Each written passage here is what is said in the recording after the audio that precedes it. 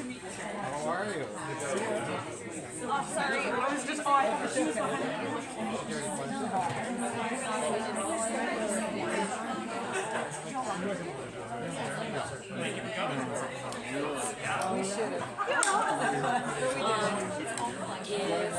If you're still standing and you want to grab a seat, I think we are okay. If you want to grab a seat, totally cool. Yeah, there's a few seats back there, some over here, but yeah, totally. We have some extra seats, I think, to do. Otherwise, maybe I'll have to grab more chairs. Otherwise, good evening. And welcome to Majors and Quinn, everyone. My name is Sarah, and I'm a bookseller here. I'm so pleased that you're joining us to celebrate Charlie Sellars' book, What We Can Do. A few housekeeping things before we get on with the show. Tonight you will hear from Charlie Sellars, then there will be a time at the end of the program for audience questions. After Q&A, please allow Charlie to do the signed encounter, which is the glass display case you passed on your way into the store. You may line up there to say hello and get a signed copy of the book. If you do buy a book here this evening, you're not only supporting our author, but a locally owned independent bookstore, and we cannot thank you enough. Hi, Andrew. Finally, please allow me to introduce our guest. Based in Minneapolis, Minnesota, Charlie Sellars currently serves as a director of Sustainability at Microsoft, one of the youngest directors at the company. He was recognized by IM100 as one of 2024's top 100 most impactful individuals in the digital infrastructure industry. He also helped launch several sustainability-forward products ranging from new window PCs with repairable and recycled components to the ocean plastic mouse. His favorite season is winter. His love for snow and desire to protect it drives his passion to combat the climate crisis and help others do the same. Please join me in welcoming Charlie Sellars.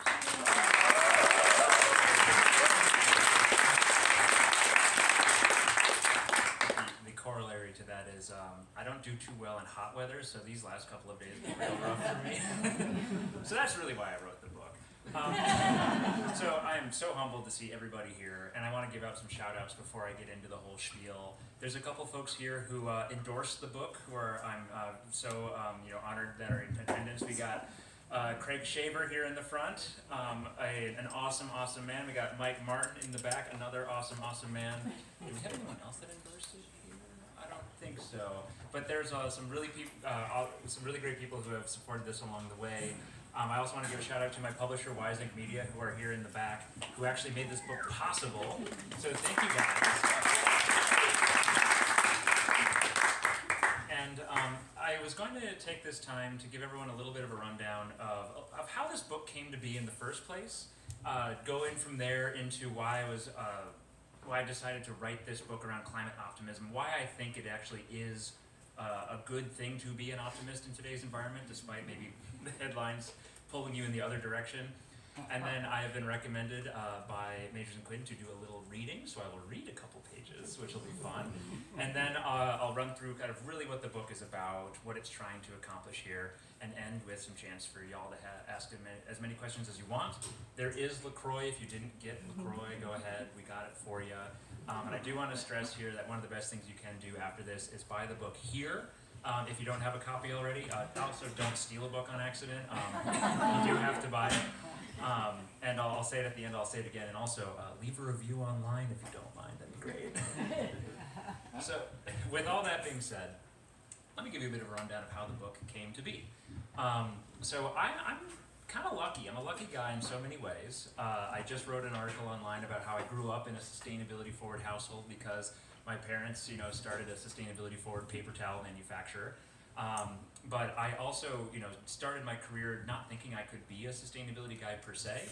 I graduated with a Bachelor of Arts degree in physics. I spent about 7 years working for a company that had nothing to do with sustainability. But over time, I kind of asked, well, why can't I be a sustainability guy? And I started weaving that into my work, into my day job, to the point where I was put in charge of basically a large group of events at my company, an old company called Gartner. And I was in charge of what everyone got to come and talk about. And so I said to my boss, I can make him talk about anything. He's like, yeah, pretty much. All right, make him talk about sustainability. Did that for 3 years, and it just so happened one of my clients was the head of devices supply chain at Microsoft. And she said, you know what, Charlie, you've convinced me I should start a sustainability team You won't shut up about it. But do you want to be the guy to start it for me? And so I totally lucked into being able to do sustainability full-time for my career. I've been doing it for about 5 years. And I realized that the journey that I took into this space was one that no one ever really told me that this was a way to go and do it. I kind of was told that there are very specific ways to have impact. And I kind of saw that reflected in a lot of the conversations that I would have with people who also wanted career advice or life advice on how to be more sustainable in their own lives. Because of the very public nature of my role at Microsoft, I'm very fortunate that people reach out to me for career advice, for advice in general. And I probably talk to one person every week or so who wants advice, and they all basically say the same thing, or ask the same questions. And a lot of it's kind of rooted in this misunderstanding of how they can really apply themselves and have impact in everything that they do. I think a lot of us have internalized that, sustainability impact only happens in parts of our lives, but a lot of this book is a call to show that it's much more broad than that. I had a lovely conversation with my fiance, soon-to-be wife, Haley. Literally in like a week and a half. And we had a great conversation around that and what it could look like for her career. And I started putting some thoughts down on paper after that conversation. And as I wrote it, I realized that I kept hearing the same questions over and over and over again. And I'll give a great funny example of this. I went to a talk at a college, and I will not name the college because I'll get in trouble if I do. And there was a whole thing about how do we have more impact in our lives? How do we have more impact in our daily lives? And they had a set of panelists, and they said, really, there are 3 things you can do. The first thing is get really rich. Because if you're really rich, then you can buy solar panels and you can donate your money. And I'm like, okay, sure, yeah. Everyone would like to do that. What else do we got? And then he's like, okay, well, the second thing you can do is go be a climate scientist. Literally get like a PhD in geology and go drill ice cores in Greenland. I'm like, that sounds rad. I'm not smart enough for that, so what's option number 3? And he's like, and option number 3 is, go into the political space and work on policy and advocacy, or maybe go to the nonprofit sector. And I raised my hand and said, well, what about like jobs? And they're like, what do you mean? I'm like, what do you mean? What do you mean? And he's like, yeah, like the private sector. Like, we don't know anything about that. And I kind of was like, I actually hate wrote 10 pages of my book that night. These people are not being told what they can do. And that's one of the reasons why the book's called What We Can Do. But it's really. And I'll read from it in a second. This is an attempt for me to take a very person-centric view, to empower people with kind of real pragmatic optimism across their personal, professional, and political lives that centers around the person, so you can understand how you exist in every sphere of your life factors into your ability to make more of an impact than you think. Because none of us are powerless, all of us are a lot more powerful than we think. So now I'm going to do the reading section, which I've been advised to do by my majors in Quinn. I don't know how to read and hold this at the same time, so I'm just going to be really loud. How's that sound?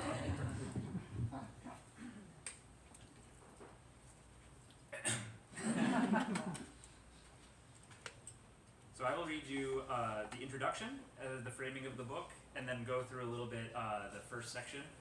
Probably only take like 5 minutes, so this will give you a sense of what the rest of the book is if you have not had a chance to read it. Here we go. If you are reading this book, you are hopefully already convinced that we as humans can become better caretakers of our planet. There are books upon books that talk about the adverse effects of climate change, biodiversity loss, water scarcity, plastic waste, and pollution. This book will not focus on proving the need to do better as a human species or fighting climate denialism. There are other authors far more qualified than I that have already proven out the most urgent problem statement of our time. Instead, this book seeks to answer a more personal question. What can we do? What can we do to fight the climate crisis and keep our planet habitable to us and future generations? What you're about to read will hopefully empower you with a more concrete understanding of what we can do to make a more significant impact across our personal, professional, and political lives. The alternative, being unwilling to change our behavior because we think there's nothing we can do, is a form of something I like to call climate doomism. I initially called it climate doomerism, but I was overruled by, I think by you guys, my publisher, because that's like internet talk. In the eyes of the planet, climate doomism and climate denialism can be equally harmful. To the environment, the only thing that matters is whether the decisions we make as individuals and groups make the planet a better or worse place. And the great news is that all of us, rich or poor, young or old, can do amazing things to make our planet a better place. It's not a matter of doing everything. I cannot reasonably claim to hope to follow all the recommendations in this book myself. Any amount of positive impact is good impact, however, and the power of many of us doing a little better far outweighs the power of the small few doing a lot. We cannot let the perfect be the enemy of the good.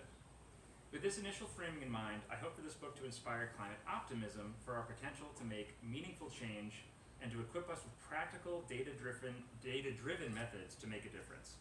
By the end of this book, I hope to leave you with a framework of thought, backed up by the best data we have available, to help you understand what our biggest impact can be. I hope that this book is both insightful and inspiring, rather than obvious and demoralizing. I also hope that you read it not as a mandate for what you must do, but as a guide for what you could do. That way, we can all make decisions that fit best into our own lives and realities. None of us can do everything, but all of us can do something. That was the first page.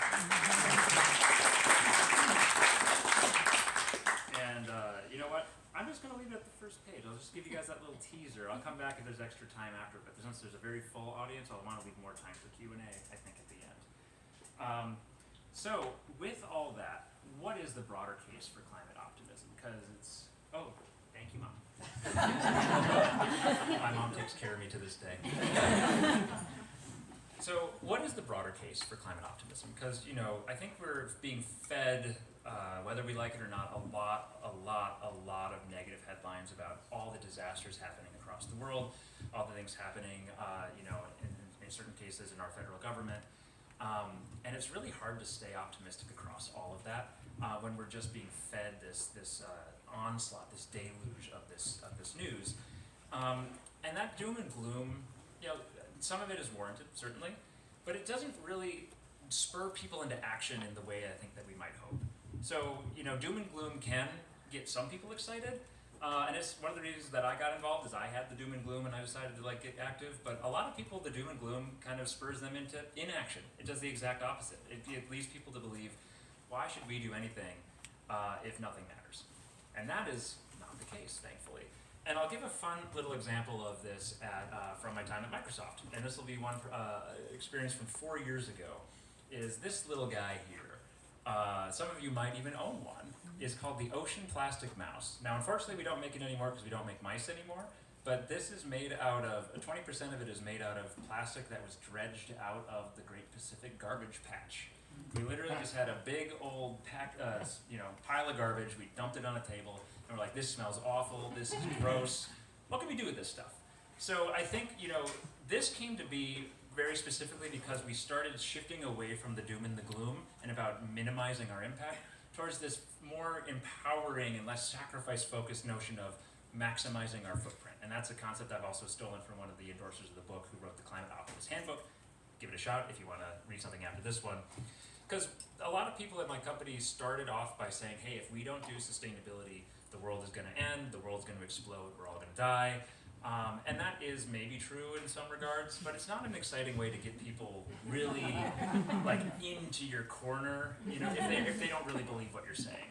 So when I came in and I saw this real time, is we turned this culture on its head, saying like, okay, sustainability, wouldn't this be a really hard challenge to take this pile of plastic, ocean plastic on this table and turn it into something? Wouldn't this be something that could be attractive for people who we might want to sell to, who might want to buy this, and maybe they'll pay us a little more money for it, who knows? Isn't this kind of just a cool thing for us to be able to do, really putting it in the power of maximizing the impact rather than minimizing the footprint?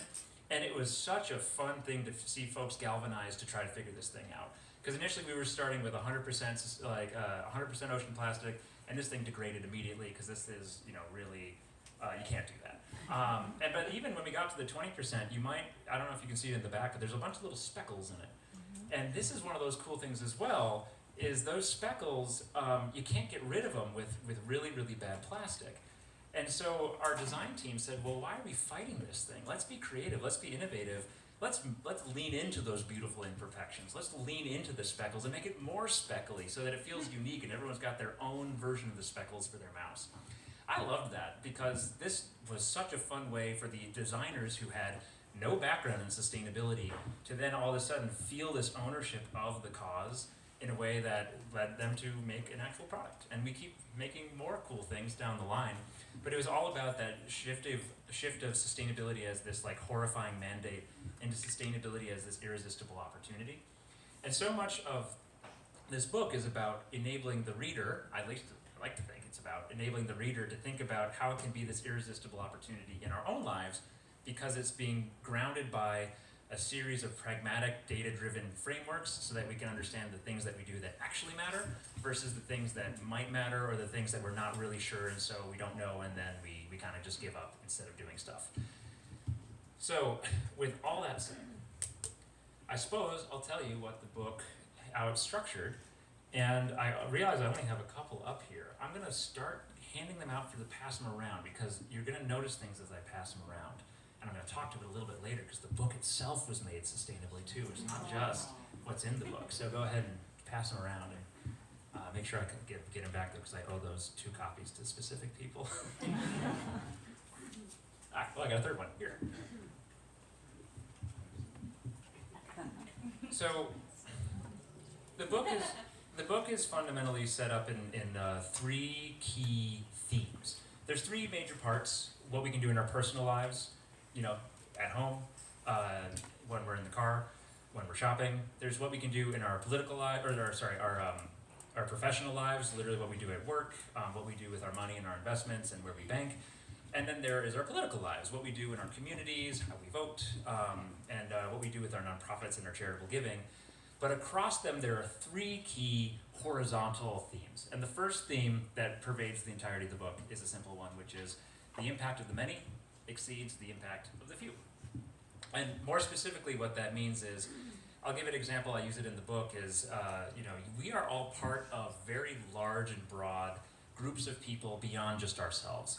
I think a lot of the time we think about our ability to have an impact limited to just who we are as individuals and maybe our immediate friends, but then we forget about how we live within these broader groups of people and then pulling those other groups of people or those impact mechanisms into how we do things can yield even better impact.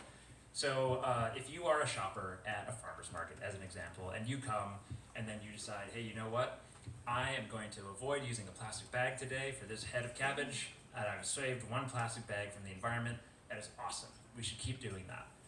But if you are somebody who is selling the heads of cabbage, you can make that decision to give paper bags instead of plastic bags, and then, hey, if you've sold 1,000 cabbages, that's 1,000 bags you have not brought into the environment. And people kind of forget, like, oh yeah, when I'm at work, I maybe can make some of those decisions as well. And then even further in our communities, the way that our communities decide how to operate and even set the rules, the way we vote, the way we engage, the way, I don't know if it was you, Mac is my brother, who was telling me, or maybe it was, like Mac is a great example. He's the president of his homeowners association along with his girlfriend Paula. Co-president. Sorry, co-president. And they have in their personal world an ability to impact a community of more than just themselves, their whole apartment complex. We're all part of these bigger things than ourselves that we can lean into to make a bigger impact on. And I want to kind of note, I mentioned the personal, the professional, the political. When I say the political, I really want to make clear that this book is not about vote blue no matter who. I want to give a lot of credit to that sustainability, if it's presented in the right way, is incredibly bipartisan. Everyone here who's a Minneapolis or a Minnesota citizen, hopefully you saw in your ballot in November the ability to vote for a constitutional amendment to the state constitution to take funds from the proceeds from our lottery to fund wildlife preservation, trail maintenance, and lake preservation. That passed with 80% plus margins. Every single county in the entire state of Minnesota voted in favor of that. That's incredibly bipartisan, that's incredibly sustainable. We get lost, I think, in the chatter at the federal level, but there's a long, long history of Republican support for really cool, sustainable causes as well. National parks, that was Teddy Roosevelt, Republican. The Environmental Protection Agency, that was Richard Nixon, a Republican. The ozone layer, the Kyoto Protocol that closed that thing, that was Ronald Reagan, a Republican. And intentionally, we got a former Republican state legislator here who endorsed the book and is a huge environmentalist. So thank you, Craig. So there is so many ways for us to think about the systems that we engage with and engaging in the right way to make a broader impact than just us working as individuals. That is the first part of the first message of the book, I would say. The second message of the book is a really funny one. It's a simple one because everyone should know this one, which is reduce, reuse, recycle. You guys ever heard of that thing? It still works, turns out. But it works in a way that's kind of more profound than we might have given ourselves credit for. So what I love here is that there are some pioneers of sustainability in the audience here who were kind of touting the reduce, reuse, recycle from an early day. And I'm looking at my dad right in front of me. I'm looking at Mike Martin in the back. I'm looking at many more. If we were to look 30 years ago, that might have been very waste-focused, really focusing on reducing the amount of waste in the environment. And unfortunately, a lot of people heard reduce, reuse, recycle, and then just kind of blacked out for the first two words and just heard recycle. But for what it's worth, culturally, we do a pretty good job in America of generally recycling, which is good. But the reduce and the reuse part is really interesting also now that we have a lot better climate science. So I'll give an example here is, at Microsoft, my first job was figuring out how to make all of our consumer hardware more sustainable. And part of that was looking at something called a life cycle assessment, which says, hey, for this computer, don't just look at the impact of using it. What is the impact of actually making this and moving it and getting it to folks and all of the raw materials from all over the world going into this thing to be assembled? And then what does it look like when you stop using it and then go to recycle it?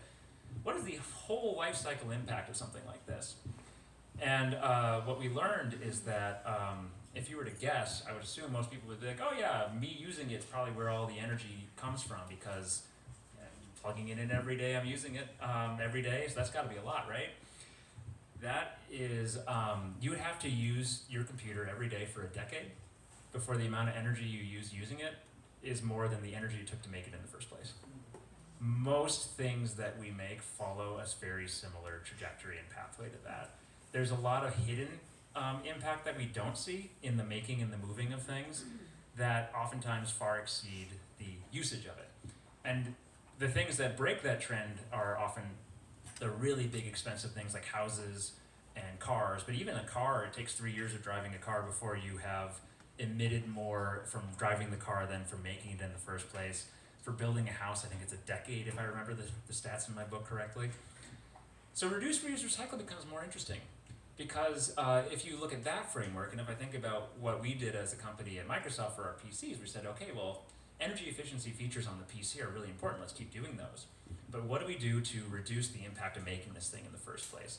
So if you buy a new Microsoft Surface laptop or PC today, it's made out of almost 100% recycled material everywhere, which is really cool. It's the most repairable devices we've ever made. We went from getting a 0 out of 10 repairability score, which was like pretty bad. Could have been better. We're up to an 8 out of 10 now. Not a 10, not a 9, but 8. 8's pretty good comparatively. And it's to the point where the carbon footprint of every computer that we sell now is 40% lower than when we started. Not 100%. It's really hard to do this stuff, but 40% is really good because we knew to focus on the reduce and the reuse part of that equation. So I call it in the book the make it, move it, use it, lose it framework. It's a little fun mnemonic because whenever you think of something, think about like what did it take to make this thing? What did it take to move it? What is it going to take to use it? What's it going to take to lose it? And lose it being like recycle it ideally, not just I don't know where it went. So that really helps us understand from a programmatic way, thinking about the impact we can make as individuals in our professional, personal lives, where to focus our attention. The third key principle across the book is this notion of having power to make impact in everything we do. And this is a rallying cry through the book. You're going to hear every X is a chance to do a sustainability X. So every vote is a sustainability vote. Every job can be a sustainability job. Every purchase can be a sustainability purchase. Once we apply the learnings of the book and the framework into understanding and kind of intuiting what is going to be the best thing to make a difference. And I'm not going to be perfect at this because so much of this is really hard for you guys because no one, here, I'm going to pick a random book. Women on Food. If I were to ask you how much emissions and water do you think it took to make this book? nobody knows because we don't make this stuff readily available to ourselves. So in some regards, the book is an attempt to give us a bit of our own tools to understand this, how we move through the world in a way that the world has not given us. And the world is going to try to give us more of it over time. I think we are seeing, irrespective of federal politics, a general trend towards seeing more, not less, information about this stuff. And actually, I want to give a shout out to Wise Ink, my publisher, who found an eco-label for my book. So for those who are passing it around, on the inside, there actually is a little statement of how much paper and how much water, how many trees were saved by the making of the book. So I'm really glad you guys found that. That was awesome. But that is that concept of once we have these principles, once we have these general frameworks, really applying them across everything that we do and giving ourselves permission more than anything else that we can do sustainability in every part of our lives if we so choose. Where it makes sense for us, we don't have to necessarily sacrifice. We can choose where we want to maximize our impact. It doesn't just have to be at home. It doesn't just have to be at our jobs. It doesn't have to just be once a year if you go to the ballot booth or anything like that. So I want to talk about specifically in terms of we have the power to do it, sustainability in everything we do with the book. And this is why I started handing it out. This was a really fun thing to do with you guys in Wise Ink. Is I pushed him probably more than any of your other authors have pushed you. She's nodding. I said, okay, cool, I'm telling a sustainable story in the book, but how do I make the book sustainable? And so, that the book, you might have noticed that the pages are like a little more earthy feeling. And that's because they're 100% post-consumer recycled. Family lineage. The inks are partially vegetable-based. You'll notice that the front is not shiny, and this is a fun thing that I learned. Even you guys helped educate me along the journey. Is if you find a book that has shininess on the front, like let's pick on Ina Garten a little bit. Do you see how when I move it, there's shine? That's plastic. So if something is shiny, it's probably covered in plastic. Yeah, boo. I guess I must be in the cooking section.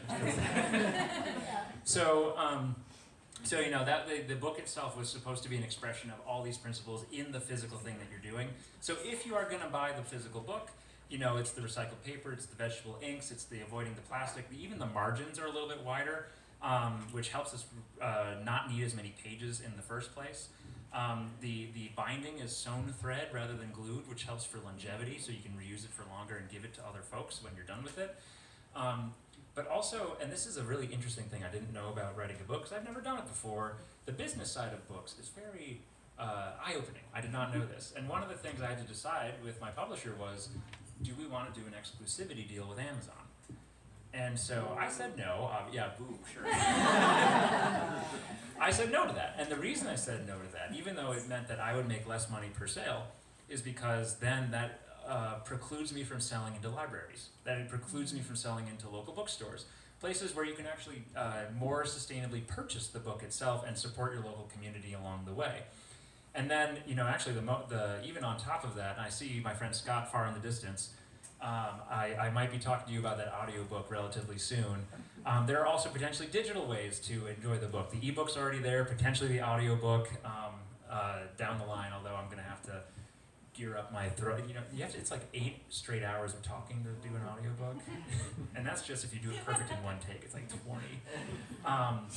But if you buy the book digitally, then you don't need to make a physical book in the first place. So I wanted to give people those options of, ideally, if you don't need to buy a new book, don't buy a new book. Get it from a friend, get it from the library. If you do, or get it here specifically, that only applies after you've left. Get it here. Thank you. If I want to give people the ability to buy it digitally for those that want to have a lower footprint of the book itself. But if you have to buy it, we did everything we could to make the book itself as sustainable as possible along the way. And I'm the first author with my own publisher in the room that's telling you to buy less copies of the book. So, I don't know where the books ended up. Hopefully everyone had a chance to take a peek at them. But that is one fun little way that I applied the learnings of my own book to making it. And then I'll share some other learnings along the way of little places where I found impact and everything I can do that I didn't think about. And here's one, and I'm going to thank my lovely fiance for bringing me on this journey of just cooking with the seasons. As it turns out that if you are using your oven in the summer, that's a lot of heat in your house. Versus, if you're cooking using your oven a lot in the winter, then you can take that excess heat coming off your out of your oven and use it to kind of heat up your house a little bit. It's a little bit more energy efficient to do that. Also, in terms of the seasonality of your food, if you're always getting food that is out of season, that food probably had to be shipped here from somewhere far else away. You kind of always want to think about what's around you, like what's currently being grown, because that is going to have a lower impact than always going for like I want squash every single day of the year. I love squash. Other things that I was surprised about is did you guys know that if you look at where the emissions of your kind of your home come from, that heating water is like the second biggest thing. Go figure. Yeah, the showers that we take and the water that we boil, water takes like a lot of energy to get hot. I'm not telling everyone to go take cold showers now. Don't do that. But like, just something now you know it. And that's the whole point of the book. It's not what we should do. It's not what we must do. It's what we really have to do. It's what we can do. It's what we choose to do. It's about what we think in our own personal lives makes sense for us to do to kind of slowly turn that dial towards feeling more empowered and feeling like we can make a difference, because it does all add up. And I'll leave one fun little example before then I switch to one recommendation and then Q&A. I have no idea what time it is, but I'm hopefully doing good, decent on time. I got a thumbs up, perfect. At my work, one of the things that is interesting that people don't know in the world of carbon accounting, this is one of the reasons I feel like a little bit, like an expert of being able to write the book, is I have to be accountable for this at my day job, is the way in which we all have to account for the impact of our companies extends to how our customers use use our products. So if any of y'all here own an Xbox or play Xbox, I'm seeing Paula nod over here. When you are playing Baldur's Gate 3 together, your emissions from Baldur's Gate 3 are in Microsoft's emissions. So, we have to realize that it's millions of people participating in the products that we put together if we want a chance to reduce the emissions that our company produces. And so that was a big focus we had on the Xbox side. We said, what are the things we can do in the operating system so that instead of leaving it always on, we can just maybe have it turn off if you're not using it. But then still, like for the people that want to keep it on all the time, let them do it. Can we do little changes imperceptible to the games that we make so that we're not, for the people that do want to have it paused all the time, maybe turn down the resolution while their games are paused. These are all teeny little tweaks. But because the users of the Xboxes came on the journey with us and said, you know what, well, we're willing to do your tweaks. We're willing to pick the sustainability setting for your game.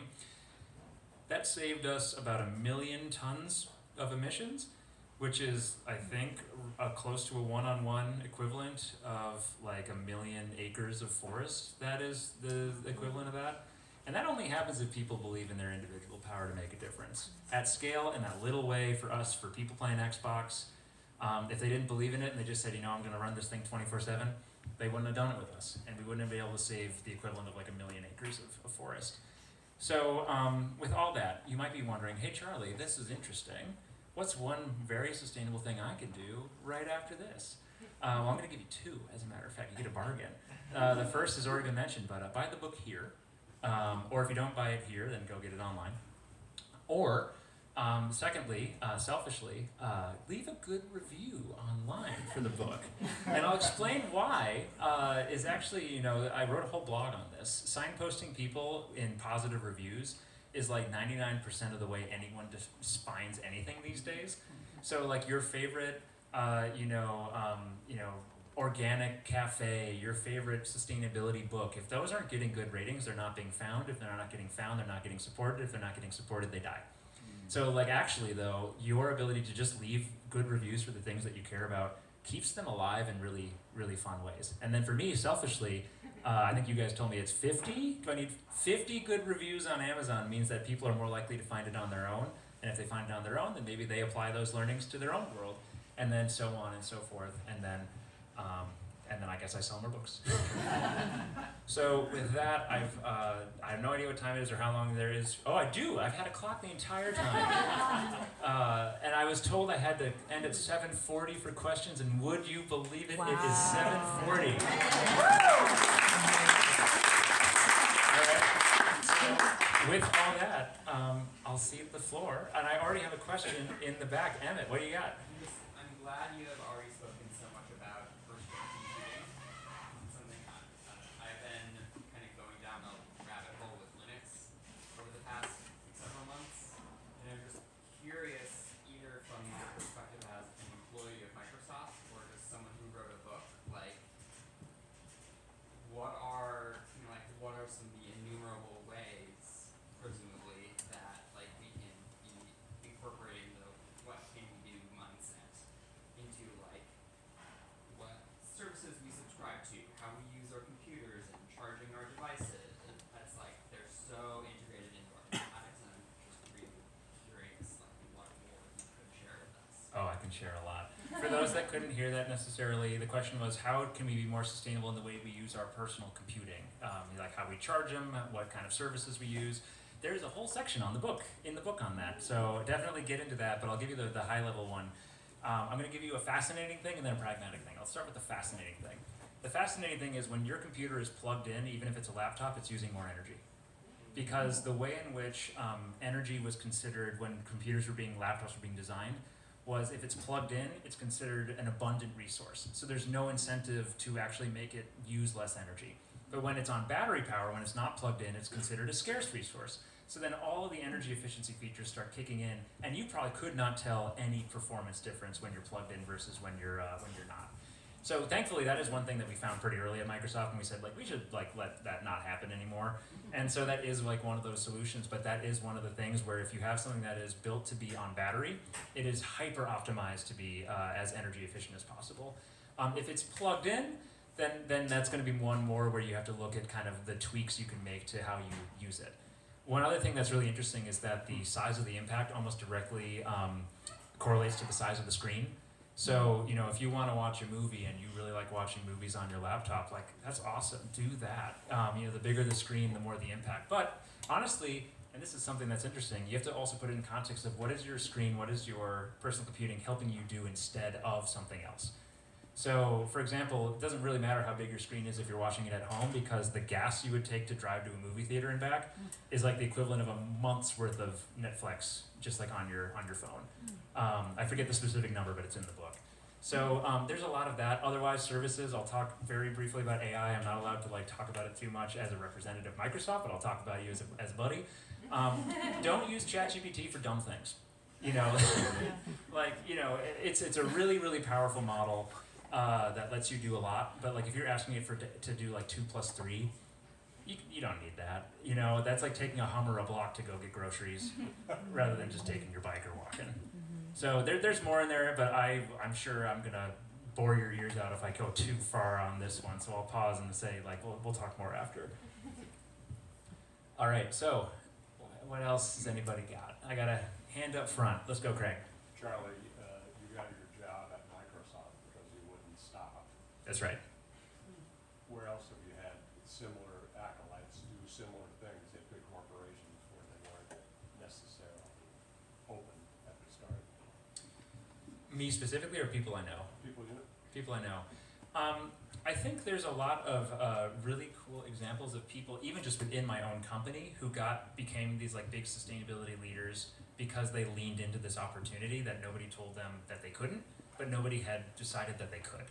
So, for example, our leader for logistics in Microsoft said, you know what? I'm the person in charge of all of the movement of our consumer hardware all over the world.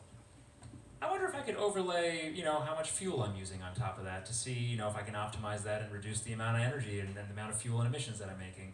And it turns out there's a lot you can do there. And so she went from overnight almost from being just this logistics person to being our leader of logistics sustainability, because she kind of had that aha to say well, no one's telling me I can't, so I'll give myself the permission to do it, and I'll put it in front of enough people to see if this is something that might move forward.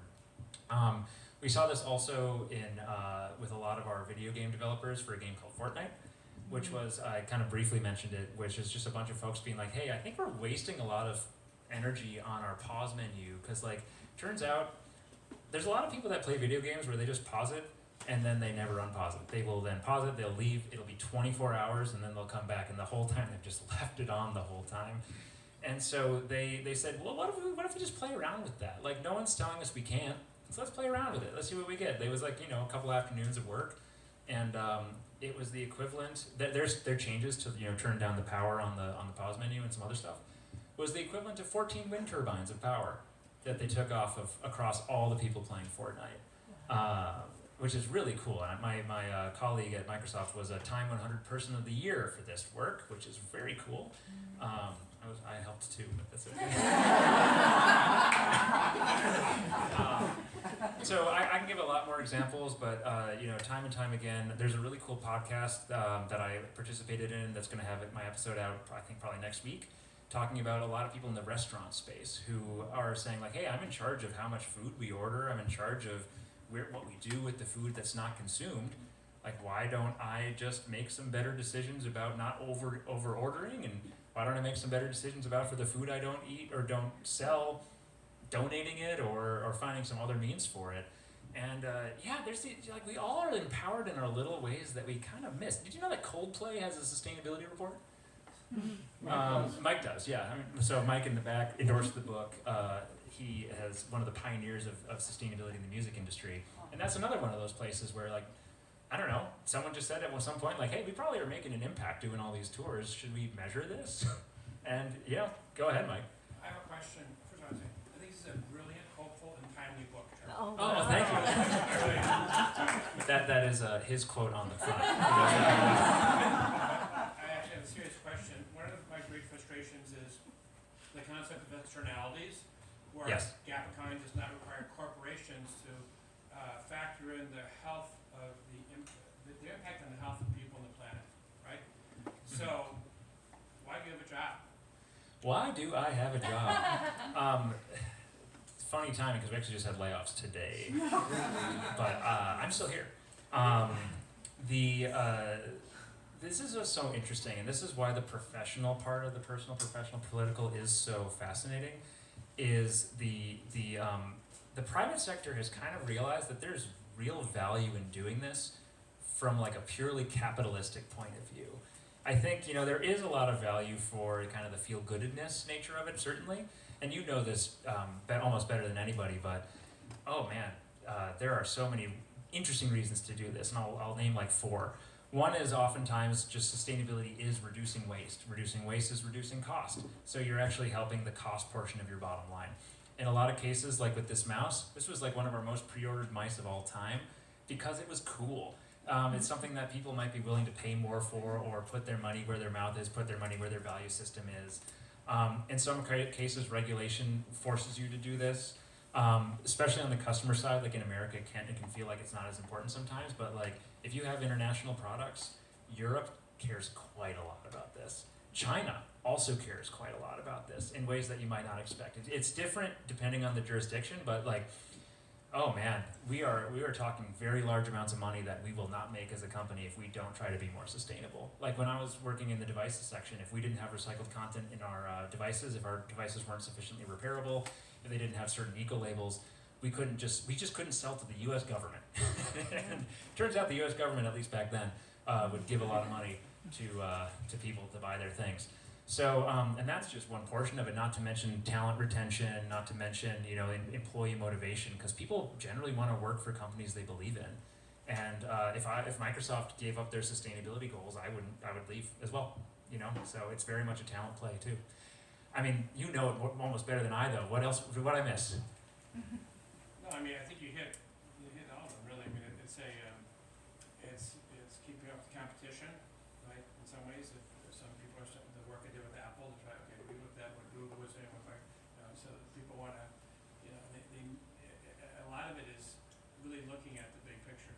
The problem is they don't have to, and one of the challenges with some of our clients now, because of SEC regulations, if you don't meet those commitments that you made, then you can be sued. And so now a lot of the corporations are not making commitments they typically would make because they're afraid of being sued. And this is actually a place where well-intentioned, I actually, just this morning, I saw someone post on LinkedIn, Coca-Cola made a bottle with 100% recycled plastic, but then a bunch of advocates got them to take down that claim because the label was not made of 100% recycled material. And I saw all these people on LinkedIn celebrating that, and I I don't know, I couldn't help myself. I went in and I was like, I don't know if this is a good thing. Like, they were 99% of the way there, and like when they say it's a 100% recycled bottle, like I think it's implied the label's not part of the bottle. But nevertheless, they had to pull down that claim in the EU, and it's not shocking that some companies are afraid to vocalize anything, not just because of threat of retaliation that might be felt at the federal level, but also just retaliation by consumers that they're trying to sell to that care in theory about their product.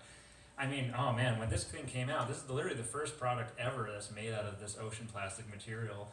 And one of the things I heard was, oh, it's only got 20%? Why not 100? You guys even try? It's like, I dare you to get a bunch of this on your table and figure out what to do.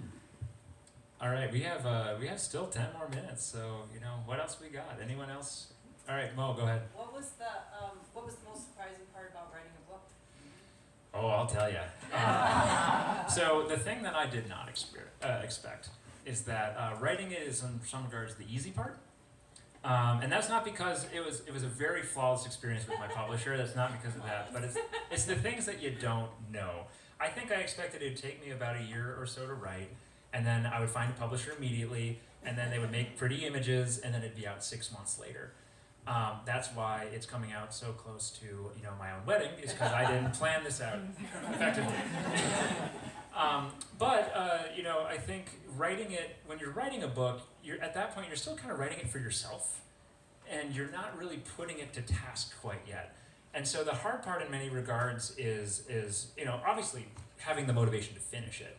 And the way I actually wrote the book is I had a whole spreadsheet of like, here are all the things I think I want to say, and I would wait until inspiration struck me for a certain thing to go work on that. So I didn't work linearly. I worked at whatever would give me the most passion at that moment, and then eventually I ended up filling out the whole book. And I think I would highly recommend that to anyone else who's writing the book. But then for finding a publisher, that's really hard. I got very lucky that you guys took me on, because there's way more writers than there are publishers. And then once you actually have a publisher, then you got to make final decisions. Like, we went back and forth so much on the cover. I was putting you to task on like how to make the book sustainable, like I said, and little things that you just wouldn't think about with the book, which was I had a sensitivity read for the book to make sure that my book wouldn't like unnecessarily piss anybody off. Oh my God, what else? Anything you would add? No, I think too, it's what I was impressed with in your journey, in your publishing journey, was how present you are for all the decisions. Not every author is like that. A lot of people are like, okay, just like make something for me, and I really appreciated how intentional you were every step of the way. Like you said with the sensitivity read, like you wanted to make sure you were putting out the best product you could, and I think that really shows through.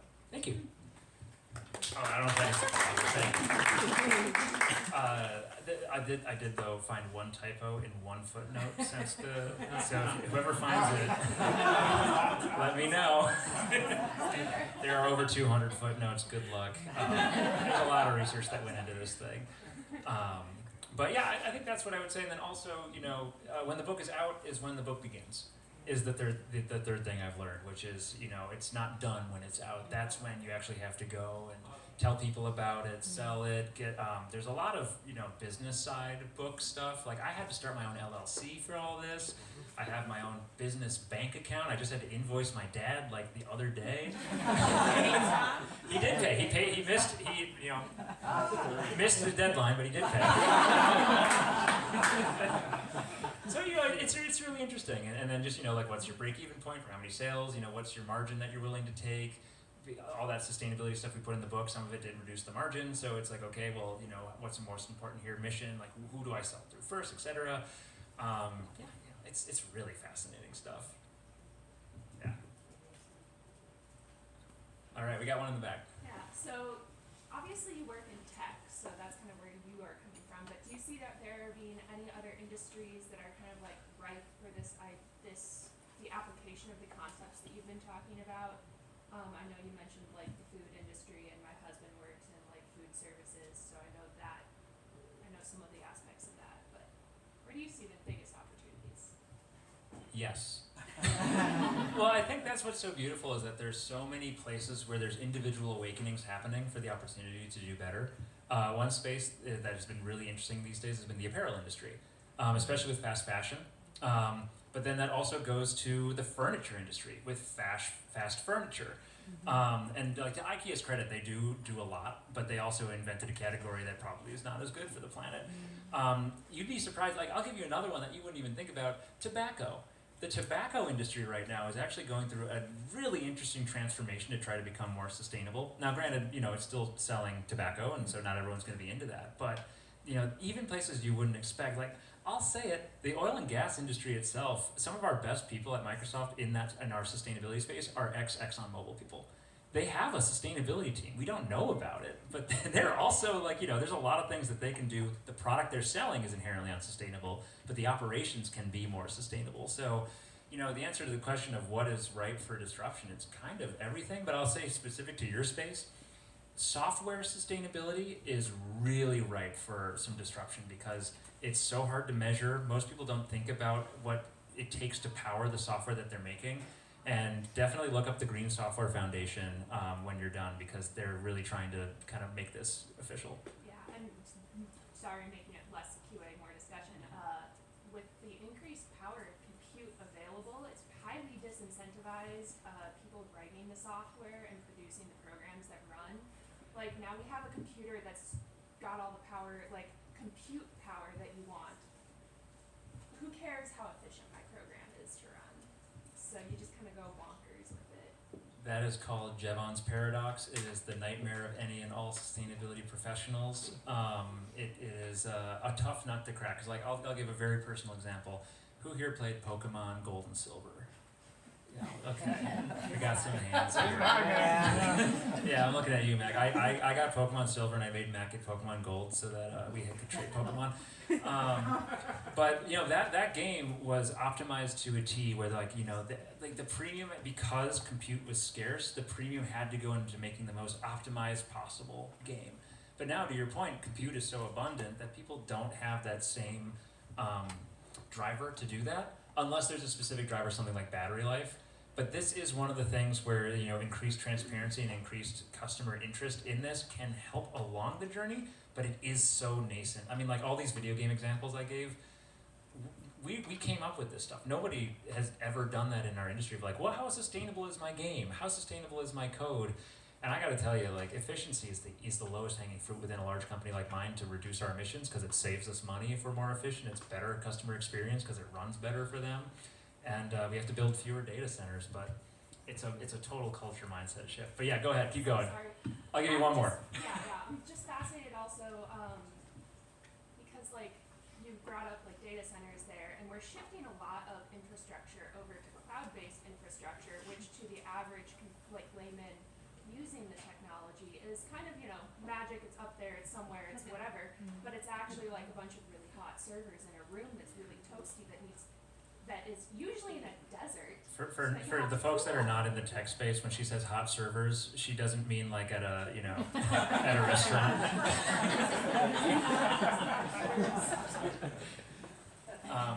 Yeah, I mean, I think that is unfortunately a reality. You're spot on. Is so much of our impact is made invisible to us, kind of by design. We're not there when our jewelry is mined. We're not there when our data center is built. We're not there when our trash is taken away. We're there when our trash is taken away, but we don't see where it's taken away to. Yeah, I mean, like this sounds like you're passionate in this space, and you probably have a real set of skills in, like the data science and programming space. So, somebody's here. So yeah, I mean, like this is. I'm happy to talk more later, but this is the big opportunity in the software industry. Is understanding much better what the impact of their individual software can do. We actually have something like that within Microsoft. It's something that like anybody who's doing any code, we tell them how much emissions their code takes. Whether they actually do something with that information is the bigger challenge.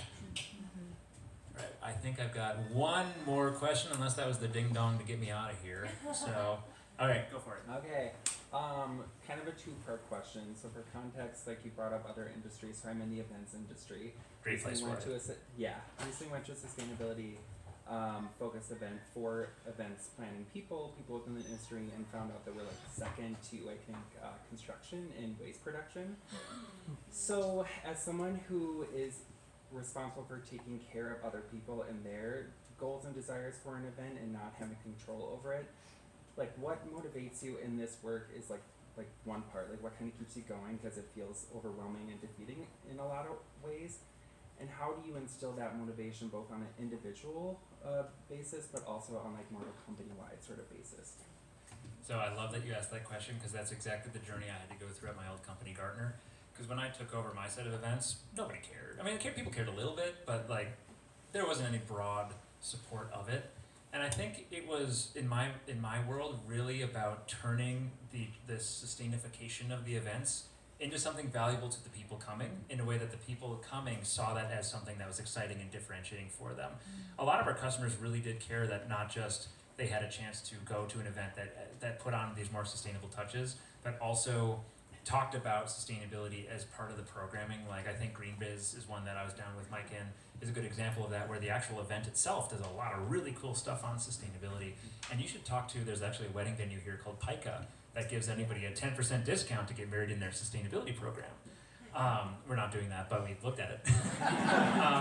But I think, you know, part of that and the journey that I went on that was really interesting is I kind of, we focused at first on what would be really valuable for the people coming here, get a couple of little wins there, and then move up the chain. And so when I had my first couple of wins in Gartner, I went right to the director of communications reporting up to the CEO and said, hey, this company has never talked about sustainability. We just did some cool stuff. Do you want to do a video on this stuff?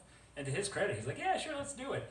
And so I helped film the first ever video for the company of Gartner, talking about how what we did could make a more real difference on sustainability. It was played for the entire company. It was supported by the CEO for a company that before then, literally in their sustainability report said, we don't need a sustainability report because we don't manufacture things.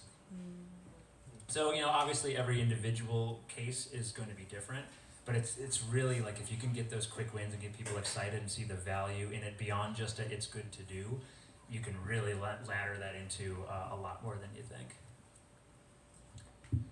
Cool. All right, I heard the ding dong a little bit ago. It is past 8. It's coming up the aisle here. Oh, she's coming. All right. Okay, so then I guess I will, unless any final questions.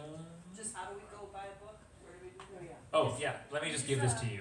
We, once we're done, you just go on the glass display case over there, you'll just line up and you see Charlie and you can sign a copy of the book. I will sign the book if you want it. Oh. I have promised one person a riddle in their signature, so I will go and do that riddle.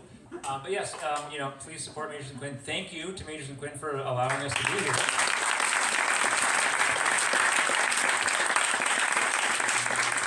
Thank you all for supporting this little thing I did.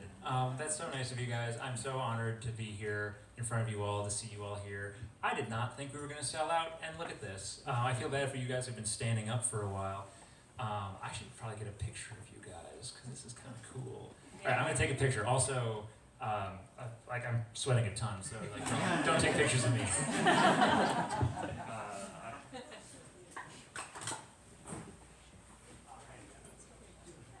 You get to see a discontinued Microsoft phone now. It's breaking. Do you want me to take your picture like with the crowd? Yeah, it's probably better. Yeah. Here, I'll take a quick one, Yeah. and then I will give it to you. All right, but I'm just like, don't show my arm. Okay. Okay, I'm just gonna do it like this, everybody. 1, 2, 3. Oh, am I doing it right? Oh, here we go. 1, 2, 3. We'll take one more. Okay, cool. Perfect. And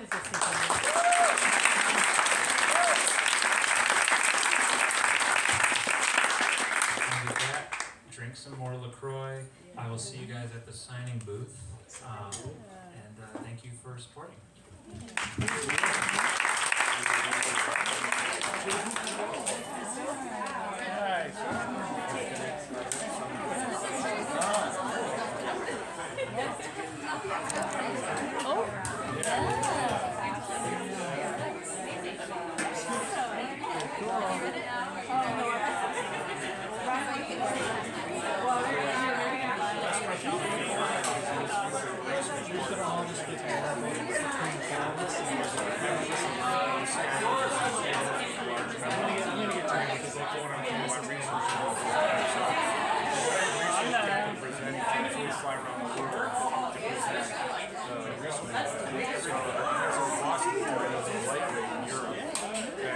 Charlie ended up doing all these presentations. I do like